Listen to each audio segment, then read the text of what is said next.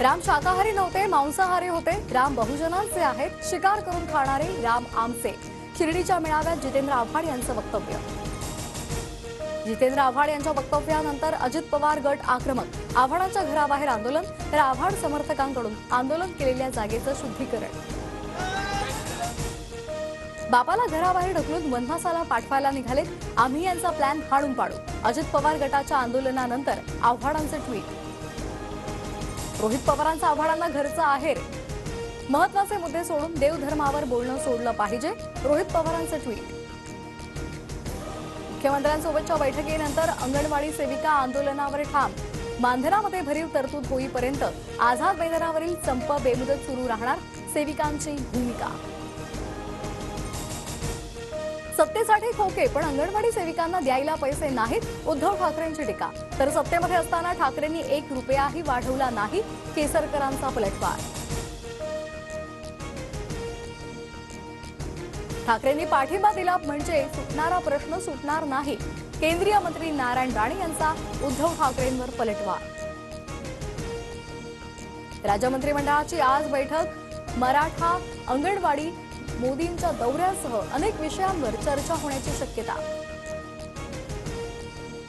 राष्ट्रवादी आमदार अपात्रतेवर आज सुनावणी. विधानसभा अध्यक्षांसमोर 31 जानेवारीपर्यंत सुनावणी पूर्ण करण्याचं आव्हान. सेना आमदार अपात्रतेआधीच राष्ट्रवादीची सुनावणी. लोकसभेच्या जागांसंदर्भात काँग्रेसची आज दिल्लीमध्ये बैठक. नाना पटोले, बाळासाहेब थोरात बैठकीला उपस्थित राहणार. शरद पवार गटाच्या शिर्डीतील शिबिराची आज सांगता. शरद पवारांचं आज शिबिरामध्ये संबोधन. दुपारी पत्रकार परिषद घेण्याची शक्यता. लोकसभेसाठी 2 आणि विधानसभेला 15 जागा लढवण्याची तयारी. लोकसभेला अमरावतीमधून नवनीत राणा आमच्या तिकिटावर लढल्यास हरकत नाही. बच्चू कडूंचं वक्तव्य. प्रहारनं महायुतीचा धर्म पाळला तर आम्हीही पाळू. आमदार रवी राणा यांची सावध प्रतिक्रिया.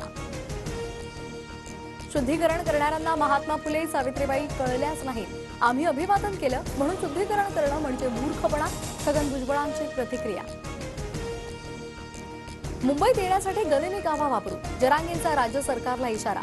आम्ही मुंबईत कसं येणार हे 10 तारखेला कळेलच. जरांगेंचं विधान. मी राम मंदिरात जाणारच, निमंत्रणाची गरज नाही. पूर्वीसारखाच अयोध्येला जात राहणार. उद्धव ठाकरेंचं वक्तव्य.